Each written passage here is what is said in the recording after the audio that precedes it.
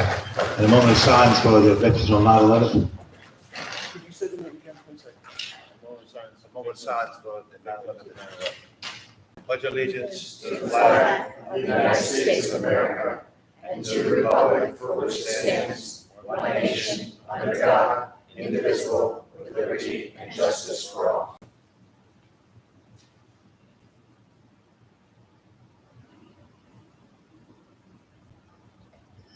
Thank you.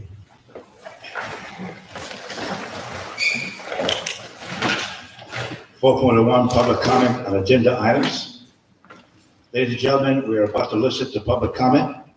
Although state law does not require us to hold a public comment period, we chose to do so because we believe it is crucial for us to hear from our community members about their concerns and issues. The board is here to listen. The public comment period is not designed to be a debate or dialogue. Please do not expect the board to respond to your concerns and questions tonight. We take concerns and questions seriously and want to have sufficient time to process and research issues if need be. Any question from the public should be submitted to the use of the public comment form, which may be obtained online or at the desk of the district clerk. We'll have the proper staff member get back to you as appropriate. Also want to point out that under state and federal privacy laws, we are unable to address any comments or questions about specific students or school personnel. We would ask you to go to the appropriate administrative channels. A total of 30 periods to begin each board meeting set aside to allow for public comments on agenda items only. Public comments at the beginning of the meeting is limited only to those items on the agenda. Persons who wish to participate in the public comment portion of the meeting are asked to provide their name and specific agenda item about which they wish to speak. Individual comments on agenda items are limited to 3 minutes and are welcomed. If you wish to address items relating to a school district that are not on tonight's agenda, another comment period is provided at the end of the meeting period for that purpose. In the interest of civility and respect for different points of view, clapping, booing, or any disturbance or disruption during either public comment period is not permitted. At this time, comments related to agenda items are welcome. Does anyone would like to address the board regarding any agenda item? Okay, seeing none. 4.02, communication announcement received by the Board of Education. Anybody? Cheryl? Yes, I had the opportunity over the weekend. Can't hear me. I had the opportunity. You have to push the button. They're both on.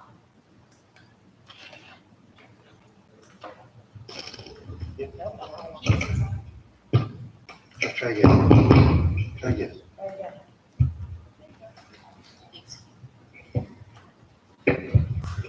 Now that we're back to a point where student activities are getting back to more normal, I took the opportunity over the past week to watch several of our athletic teams compete. I saw one of the first games of our new boys volleyball team, and I'll tell you, while it's a brand new program, they fought a very hard battle against Walter Panis, losing 3-1, but they were close in all 4 games. I also got to see both the Royce Ketchum football team play Friday night and the John Jay football team play on Saturday night, and actually saw the RCK girls tennis team play marvelously this afternoon. And one thing that I would like to say is now that all of these young people are able to go out and fully enjoy their pursuits, I think that we should get behind them and go out and support them, because some of the events that I've been to, they said that it's only their parents who ever come, and we really should be supporting these young people. Anyone else? Well, I'll make some comments. I always do. It is rare that we get letters from those who work for the district praising their work with their fellow colleagues. I want to thank Barbara Varell for sending us a letter praising the work done by Shayna Cruz for her dedication not only to the speech department, but to the entire students of the Wabash Central School District. Keep those letters coming. Congratulations to John Jay English teacher James Carsey for receiving the 2022 Educator Excellence Award from New York State English Council. You'll be formally recognized in Albany on October 21st. On behalf of the Board of Education, I want to thank both Mr. Dave DeBerto and Mr. Ash Chapman for their presentation to the teachers last week in our RCK cafeteria. They informed the teacher will now be considered a one-to-one district since students from 7 to 12 will be receiving a Chromebook thanks to the COVID money the district received. They also provided a comprehensive list of 6 reasons as to why Chromebooks will help our students. Hopefully, in the near future, the curriculum committee will approve such a presentation to the entire Board of Education. Congratulations, as Chairman says, Cheryl Miggins said, to the John Jay football team on their impressive win this weekend, as well as our RCK volleyball team, which are off to a 3-0 start. Also, congratulations to A.B. Kowalczyk and Connor Hitt for placing first and second in their respective races at Warwick this past Saturday. I want to thank all the board members who participated in both building and working tours. I want to thank all those who worked tirelessly to get the buildings ready for the beginning of the school year. I also want to thank Ms. Johnson as well as Mr. McFarland for the presentation we'll give this evening. It's the first time that a board member requests such a presentation. Thank the trustee board for such a request. Both Dr. Bach and I, on different days, address our new hirees, our elementary teachers, as well as secondary teachers. In my address, I told them that they represent the Wapato Central School District, and that each is a role model for our students. And with that, I wish everyone a great year. Last but not least, I want to congratulate and wish Dr. Watkins well.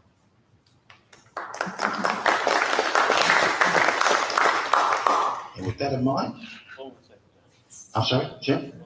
Absolutely, Jim. I don't want to steal anyone's thunder, and I know the Capital Committee is going to do a presentation, but I got to give to the custodial staff of all the schools that we visited. Schools were spick and span.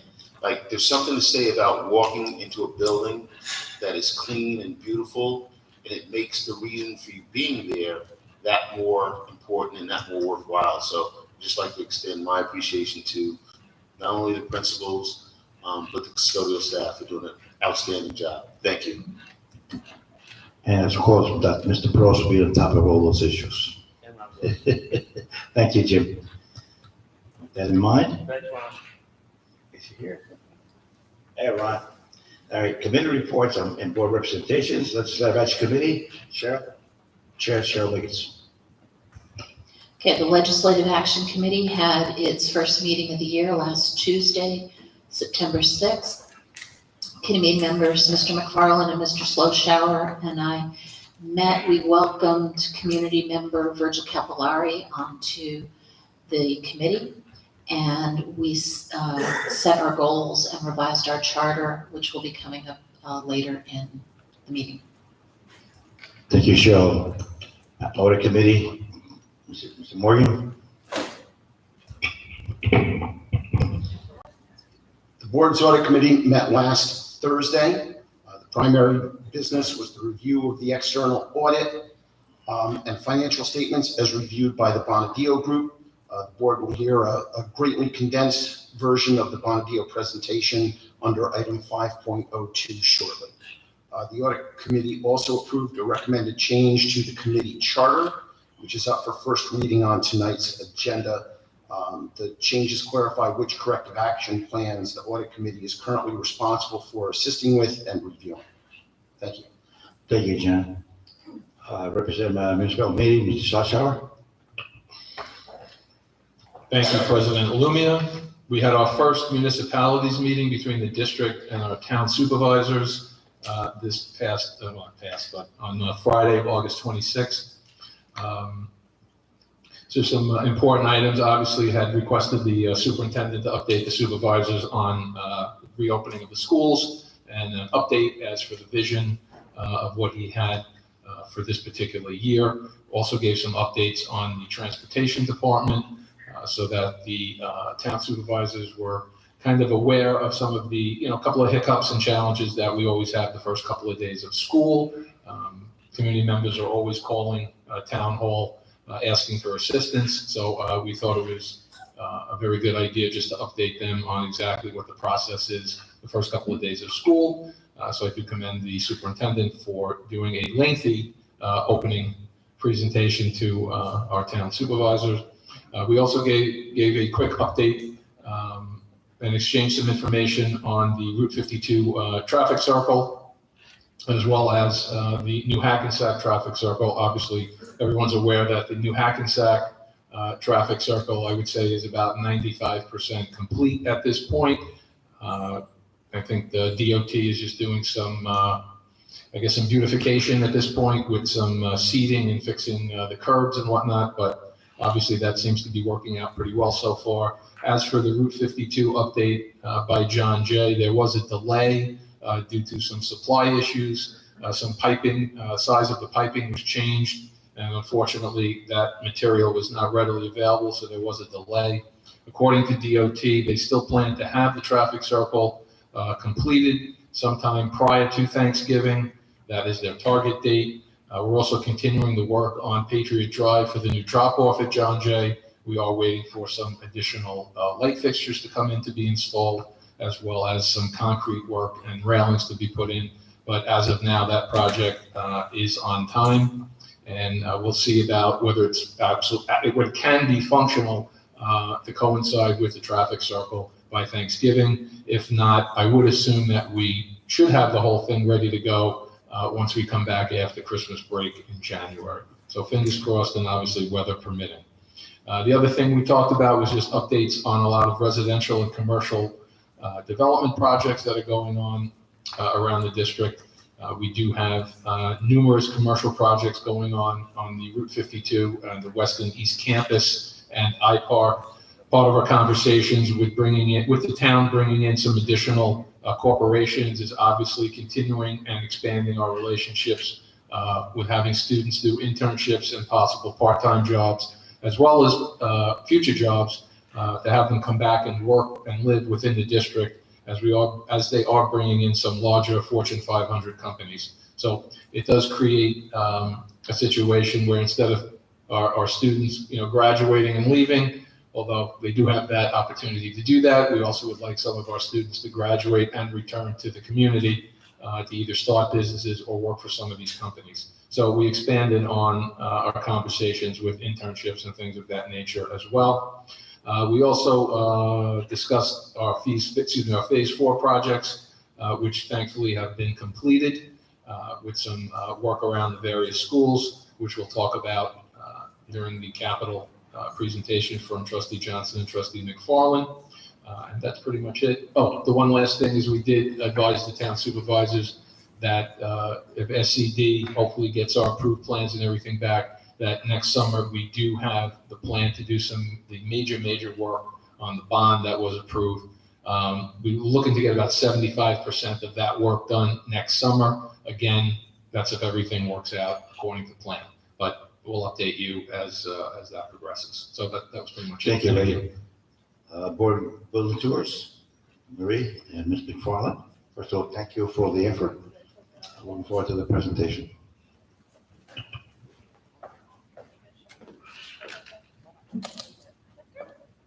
Slideshow? You're the pro, not me.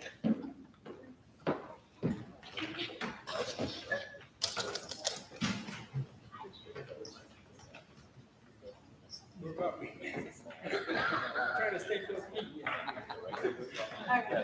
She's trying to bring your There's only one mic. There you go. There's one mic. I'll do the clicker for you. You're not coming to help me, Mr. McFarland? Unless you Okay. slight a voice tonight. Can you hear me? Yeah. Okay. First, I would like to thank everyone for the building tours, Mr. Lumia, Ms. Kellen, myself, Ms. Miggett, Mr. Morgan, Mr. McFarland, Mr. Odoms, who was only able to make 1 or 2 buildings with us, Mr. Slowshower, Mr. Spencer, for all taking your time. We do this every year. It's part of our job is to go look at all of our buildings. We have 15 regular buildings and we have 2 garages that we tour every year. Mr. McFarland and I have both past years. We didn't get to it on the main tour, but we're going back to review a few buildings. I would also like to thank, before we go further, our superintendent, Dr. Baum, for accompanying us, and Mr. Lokima on several of the buildings. Of course, our fabulous director of facilities and operations, Mr. Broas. I'd like to acknowledge our principals, Mr. Corsini of Sheep Road, Ms. Rooney of Oak Grove, Mr. Dominic of Vassar Road, Mr. Gearson of Kinry, Ms. Goldstein of Myers Corner, Ms. Fazio at Fishkill Plains Elementary, Mr. Daly at Gayhead Elementary, Dr. Affini, who is our interim at Brinkerhoff, Dr. McNally at Fishkill Elementary, Ms. Hernandez at James Evans, Mr. Sipe at RCK, Mr. Thompson at WAP Junior, Ms. DiStefano for Orchard View, Mr. Ketzalawa at John Jay, and of course, Dr. Shukat at Van Wyck Junior High School. And on top of that, our custodians, our grounds, and our maintenance. You guys did fabulous this year. As Mr. Spencer said, the buildings looked absolutely beautiful. A few things I'm gonna just give you a quick heads up on is, as I go through this, you see a lot of things regarding either the summer work or phase 4. That was leftover money from previous capital projects that we were able to utilize and do work on. But remember, you can only do work on the buildings in which that money was left over on that capital project. So if there was no building use, we couldn't be able to use it, say, at district office, because that capital project where the money was left from did not have district office in it. So therefore, it did restrict some of the places that we were allowed to use it. Also, you're gonna see phase 1 and phase 2. This is our 2022 capital project that our voters were so gracious to give us. Just so everyone is understanding how the capital projects work. You guys approved, it got approved by our voters in May, and then we are in the process of the architects are doing the work, putting together the plans, and then it gets sent up to state ed for the state to approve the plans, then it gets sent back, then we send it out. So it can take 13, 14, 16 months to get it from the time the voters approve it before we even start any work on some of these capital projects. It's not a quick and easy process in which we do this. So that being said, I'd like to start with our Sheaf Road. Sheaf Road this summer had a lot of work done. We did parking lots, we did some new curbs, some new light poles, and as you can see, the parking lot does not have craters in it. It was very pleasant to drive through there. We have several things coming up in what we call phase 2, which is probably 2 summers out, because as Trustee Sloshower said, we can't get all of the work done right away, so it takes 2-3 summers to get the work done. Oak Grove, from this you can see that, you know, they were one of our wonderful schools that housed part of our summer program this year. I believe they did 4 of the 6 weeks out of this school. So therefore, there wasn't a ton of in-school work done on this building, but they did a fabulous job doing regular maintenance. The halls were amazing, the classrooms were clean, and the floors were phenomenal. They looked brand new. We do have a few things on phase 1. The big thing is reconstruction of this parking lot and the sidewalks, which will be next summers. Vassar Road. Vassar Road, there was no summer work in this building this year. We do have what we call small in-house projects going on. Mr. Roas gets a certain amount of money each year, and he spreads that money. He can definitely make a penny last about $20 worth. I don't know how he does it. He's very good at pinching our pennies and making and stretching that dollar.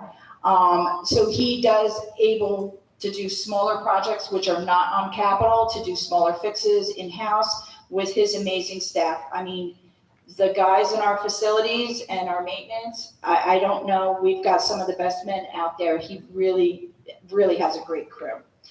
We do have some things scheduled for phase 2. We have a cooling system in the server room, some stuff, a kitchen shutoff valve, and we also are going to relocate a transformer to a better location. Kinry Road. Kinry, it broke ground on their new playground, I believe a week and a half, 2 weeks ago. We got that money, I believe, through the ESSER money, which was federally funded. So the school is doing that, and I'm sure they're going to be excited to play on that. I can't wait to get that invite to go see that one. Phase 1, which would probably be next summer, is going to be the kitchen shutoff valve for that one. And being referred back to the capital projects. Years ago when we did the elevators in WAP Junior, Evans, we looked at Kingery, but for some reason we did not go forward with an elevator in it. The principal asked us to relook at it. So it's being referred back to Capital Improvement Committee to see if it's a possibility, if maybe there's funds available and what the cost would be. Myers Corner. As you can see, some of us had a lot of fun that day. We actually got to the school about 5 minutes before we had to be there. So as you can see, some of us trustees decided to go break in the new playground and enjoy it. Mr. Spencer, I believe, went all the way to the top. No, not Mr. Spencer. That was Mr. Lokema on another day. Yeah, unfortunately, you can't seem to get Trustee Johnson here off of the playground. We get there and I go running for it. And also, Trustee Migas was able to find her handprints still located on the wall from many years ago. So as you can tell, we all still had a lot of fun. The school was, again, looking amazing. This school was used for our special education summer school. So therefore, there was really a lot of parts of the school that was unable to be worked on openly because of the children being in the schools, and they did a phenomenal job rotating out. They had a very short time to do the area where the summer school was being held to get that part of the school up and running, and it absolutely was perfect for when we went through just a few days before school started. Fishkill Plains. We had a lot of work in Fishkill Plains done this year. Normally, Fishkill Plains is where the summer school for special education is held, but because the next couple summers, we have a lot of work going on over there. That's why it's over at Myers. We had to take out some old tiling, and it had to have abatement work done. This was from phase 4 money that was left over that we were able to utilize. The capital committee was able to do up a couple of really good projects. And one of them was also finishing off the parking lot that had a hard time staying above float in one area. Also, I believe facilities moved some drainage at the front of the parking lot, and I believe we even gained 1 or 2 parking spots, if I'm not mistaken. Phase 1 also scheduled. We'll have the new boiler and a cooling system, which is also going to be utilized. The cooling system is part of the federal funds, so that will help with some of that cost. And also, there's going to be some continuing in-house projects to finish off some of the smaller work that's still going on there. Gayhead, as you can tell, our superintendent had to call us all in, and we were not behaving very well. We were running around the school. Mr. Lumia, I believe, got lost. And so he had to call us in using something that a lot of students probably don't even know what that is. It's a wonderful antique that is now in our school, and I hope we never take it out. Phase 1 scheduled is the kitchen shut-off. This building has some minor in-house ongoing projects that's going on, and also something that we're hoping to bring back to the capital committee. If there's any money left over, there's some of the smaller couple of steps out in some of the emergency stairs outside that we hope to possibly get those included if there's any leftover money for those steps. Brinkerhoff Elementary. This building, believe has the outside kitchen shut off. We're doing that one in phase 2, I believe, right? I can't see that far. It says phase 4. Why did I put phase 4? That should be phase 1 then. Sorry, I mistyped. The building has ongoing in-house projects as well. This building is not in that bad a shape. It's just getting its tender loving care from our in-house. And we're going to ask the capital committee to look into the steps on the front of the building. That's the one major thing that we need to look into, because there's some from the salt and stuff that we use over the years. Fishkill Elementary. Fishkill Elementary is our oldest building. Well, part of it, as you can see here, that's the oldest part of Fishkill Elementary. It actually started out as a town building. It was turned over to us in 1910. This building has a lot of old stuff in it. It needs a lot of TLC. It's a beautiful building. They take a lot of pride and they do as much as they possibly can. I know several of us on the Capital Committee want to take a deeper look. We'd love to see it brought back to the majestic building that it should and will be at some point. And it does house an area of our town and our district that is very close-knit and small, and they have a lot of pride in this building, and I want to see if we can help bring it back to maybe a little more pride. James Evans Elementary. We don't have too much left to do on this building. This building's had a lot of major work done over the last several years. I believe all three of the last projects, we've done new roofs, new flooring, a bunch of things that have gone on. We've added the elevator over there. So this building is pretty up to snuff. It did house the summer program for 2 weeks of the 6-week program. This also has the solar installed and actually up and running on this building. Royce C. Ketchum, the building that we're in right now. This one has had a lot of phase 4 work. You notice the curbs outside over by the gym and a couple other areas where they redid that. And the lockers in the spring are going to be repaired in one of the locker rooms. We had a bunch of in-house work done by our facilities and our custodians here. They pretty much rebuilt that wall going up because when they took down that old paneling stuff, the walls got damaged, and I saw them do the work. It was amazing. The lobbies look great here now. I am just amazed at how well all the work came out. We do have work scheduled over the next 2 years for this building as well. Wyck Junior High School, another one of our old buildings. This is our second oldest building.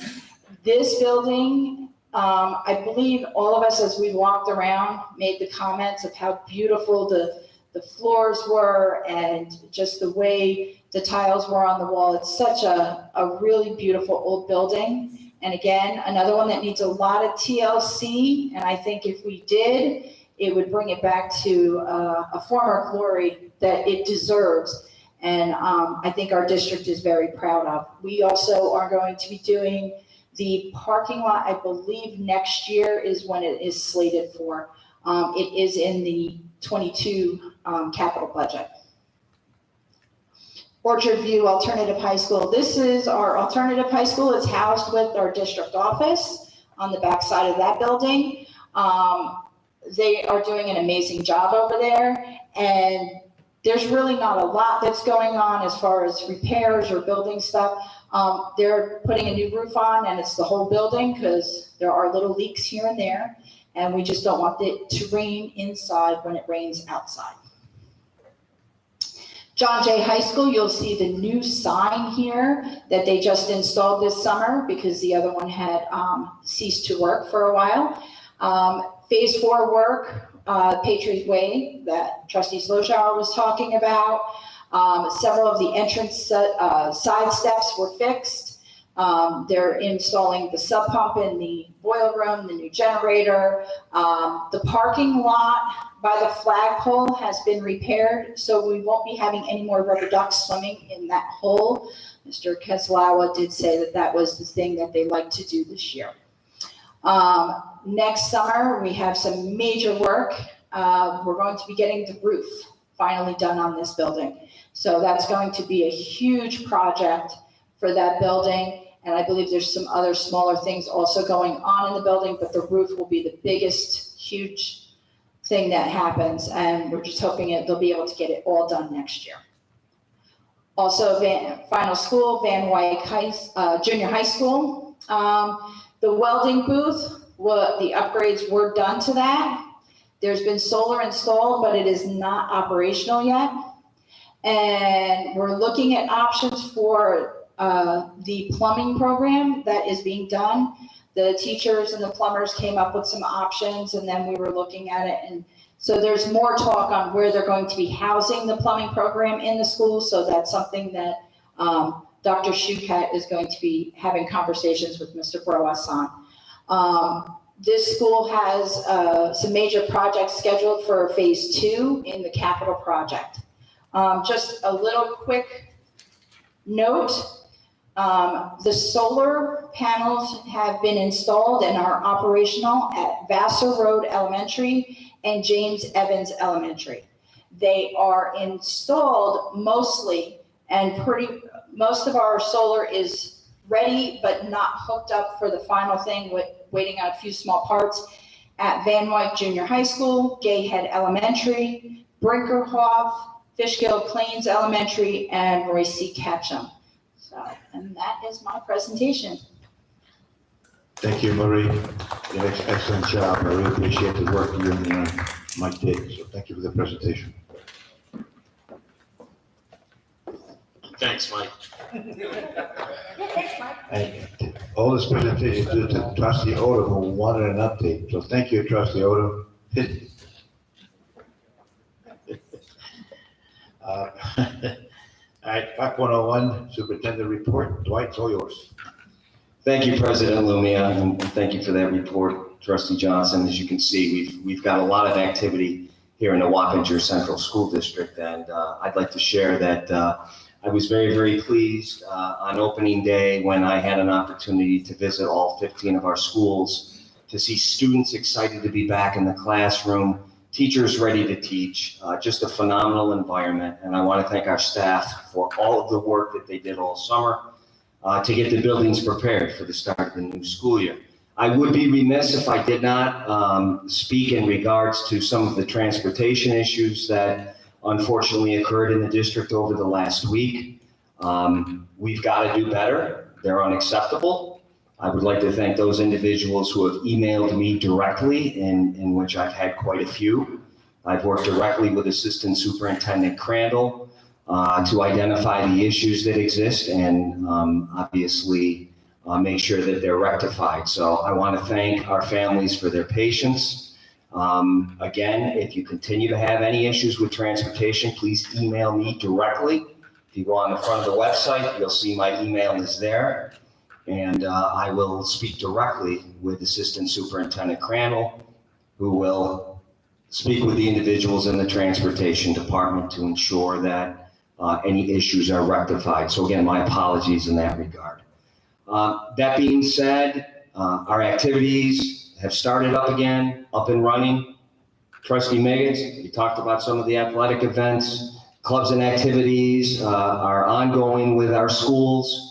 And again, it's just great to be back to where we were a few years ago. And I think all of us, we realize the importance of what we do every day and the ability that we have to make a positive difference in the lives of each and every one of our students. It's certainly a responsibility that we take very, very seriously. And the first week was very rewarding to see all of the positive things that were going on within our schools. Thank you. Thank you, Dr. Superintendent. 5.02, Annual External Financial Statements 2021, 2022, presented by Bonadillo. Sir, you got the floor. Okay. Is this on? This is on? Okay. Just to introduce myself, my name is Alan Walther. I'm a partner with the Bonadillo Group. We are the school district's financial statement auditors. As Chairman Morgan said, we met with the audit committee last Thursday and reviewed the draft audited financial statements in detail at that time. Tonight, I'd just like to give a brief presentation of the overall results of the audit and open it up to any questions that the rest of the board may have. We will be issuing an unmodified opinion on the school district's financial statements. That's the highest level of assurance that we can give on your financial statements. That is the opinion that all of the users of the financial statements, the state, OSC, your bond rating agencies, the Department of Education, et cetera, that's the opinion that they will be looking for. We did not identify any material weaknesses in the school district's internal controls. We'd like to thank the business office staff for all their assistance in the audit. An audit is a collaborative effort. We can't audit what doesn't get done. So thank you to Assistant Superintendent Crandall and her staff. A couple required communications things. The big accounting change that the school district went through this year was there was a new GASB being the Governmental Accounting Standards Board. There's new statements, number 87 pertaining to leases that was implemented. We worked with the school district to help implement that. And you'll see that in the audited financial statements. Some of the financial highlights for the year. Your statement of net position, which is the school district's overall financial statement, all your funds added together, shows a net deficit of $736 million. That is because of the school district's required to recognize all of its other employment benefits all at once, and the deferred inflows that relate to that, and those two numbers add up to in excess of $1 billion. So it's a very significant number that affects your government-wide financial statements. Your fund level financial statements, which is the at the budgetary level, shows a different picture. The general fund balance as of June 30th was $24.9 million. Okay, so it shows an entirely different financial position. Your capital projects fund shows a deficit fund balance of $38.3 million. That should not be a concern of the board. That's just a quirk of the way governmental accounting works. Because you have bond anticipation notes, they show up on your balance sheet, and those are replaced with long-term debt. That deficit will be reversed. The only other comment that I have, we did have one compliance finding, and that was that the school district's unreserved, undesignated fund balance was in excess of the New York State 4% limitation. You were at approximately, I think, 5.96. 5.9. So a little bit above that. And that will be addressed via corrective action plan. So unless there's any questions from the board, that's the extent of my comments. 7 o'clock. John, first comment for Councilman Morgan.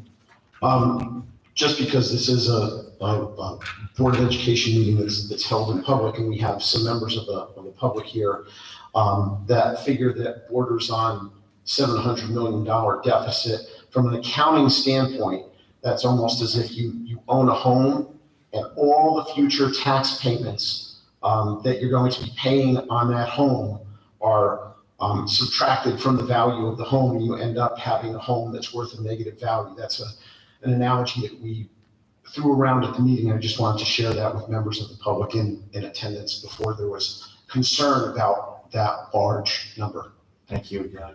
Superintendent? Yeah, I'd like to respond to that as well. You had mentioned a number in excess of the fund balance, and I know that the state would like you to be in a certain realm, and we're above that realm. I would just like to explain to the public that, as you're well aware, for the first time in 12 years, we came in underneath the tax cap last year. We went through 2 years of COVID. We were uncertain as to what our finances were going to be. So I will say this publicly, that I'm not overly concerned with the fact that we are over the cap for our fund balance. That's money that belongs to our district and our community, and I'm sure that this Board of Education and administration will make a determination as to how best that money can be spent. I understand the state controller's office may not be happy with that, but again, I believe that this school board and this administration will make sure that that money goes where it needs to do with the input of our community. Thank you. Any other comments? Eddie? Marie? Okay. Oh, it's working now. Just a quick note for a lot of people. Last year, I chaired the audit, and we were just below the 4%. So when you add on, we actually got all of our federal funds that were owed to us, which has not always happened in the past. And therefore, that's what kind of, that and the new Gatsby calculation is what kind of throws just over the 4%. We were not like way below, so I don't want people to think, oh, they were so far below and then they went way over the 4%. We really didn't. It was a very small margin.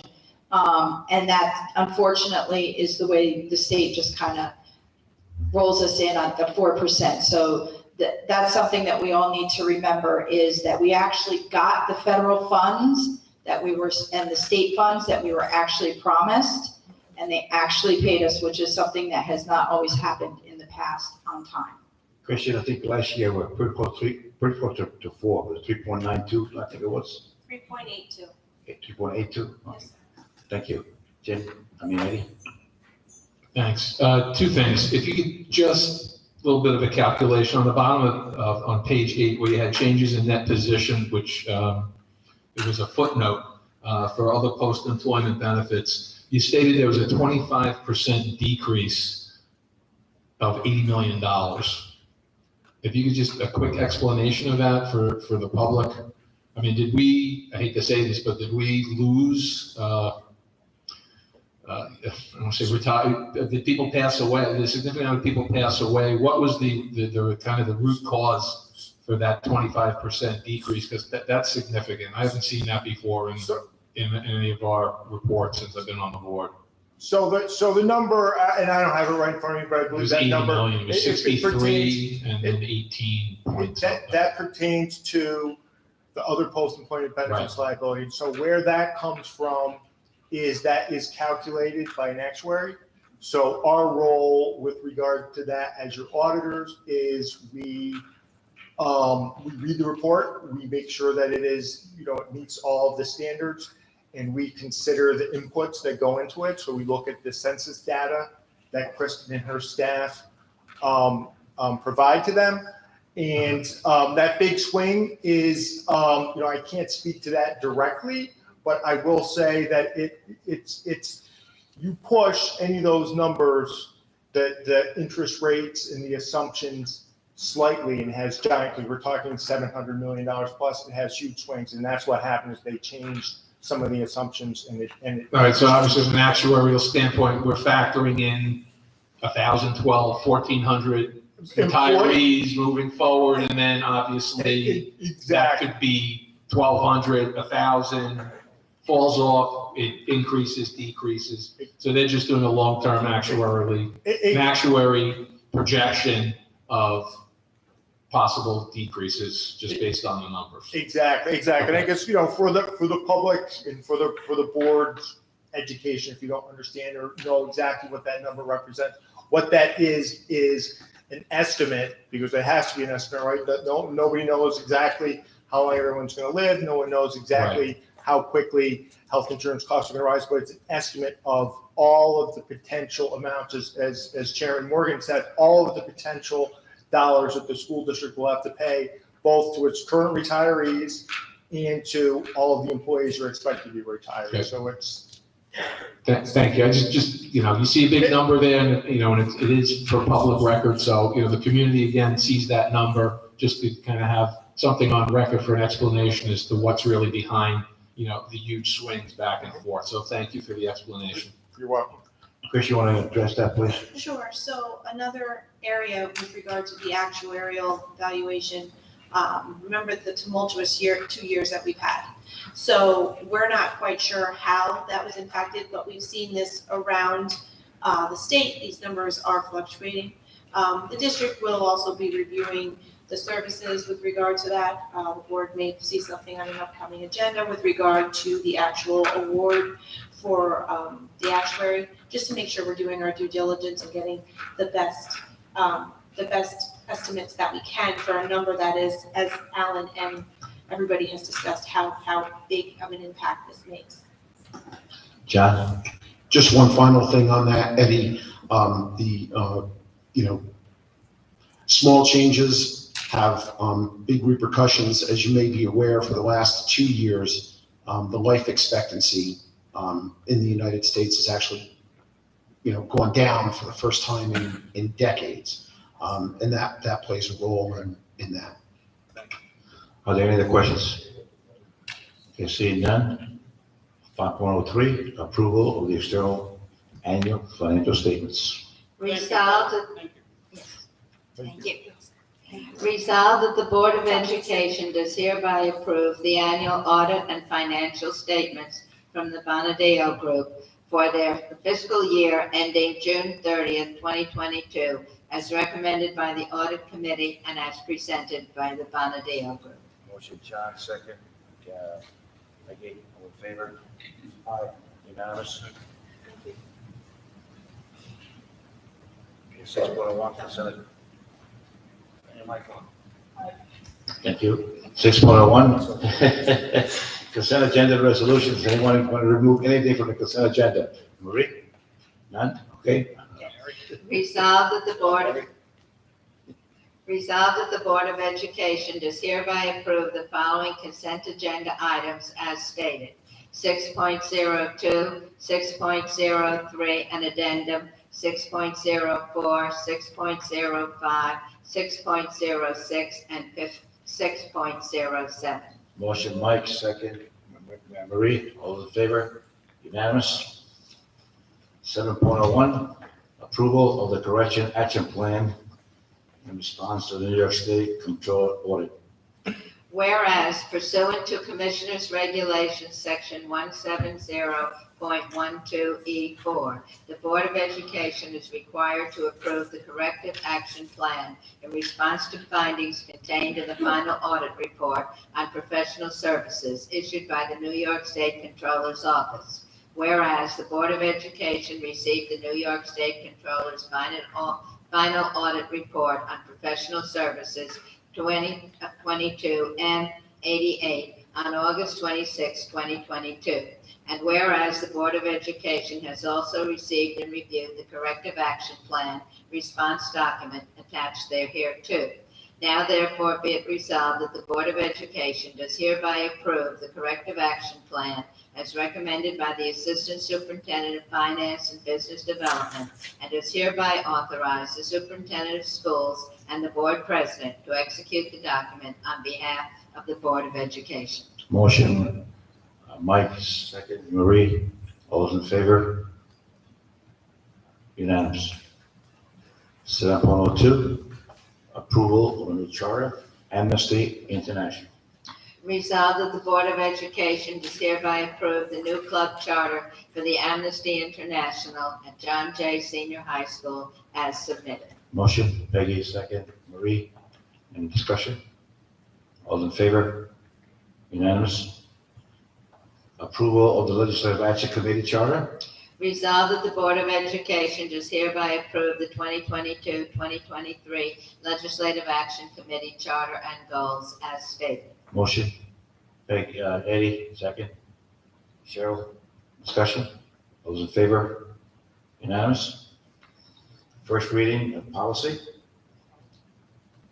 7.04, again, please, for the community, please read those particular policies. If you have any comments, please address them to the chairperson, Peggy Keller. Okay. This, the agenda, make a motion that we add some to the agenda. Second. Motion to request an addition to the agenda to add a resolution concerning a retainer agreement. Motion, Eddie, second. Marie, all in favor? Unanimous. Peggy? Resolved, the Board of Education approves the retention of Dr. Richard McCaffrey for the purpose of conducting an independent medical examination for use in a lawsuit pending against the district, and to pay Dr. McCaffrey a total fee for his services up to $7,000. Suitable retainer agreement with Dr. McCaffrey. Motion, Marie, second. Peggy, all those in favor? Unanimous. 9.01, comments from the public? Are there any comments from the public? Seeing none, I'll make a motion to adjourn. Second, all those in favor? Unanimous. Have a good night.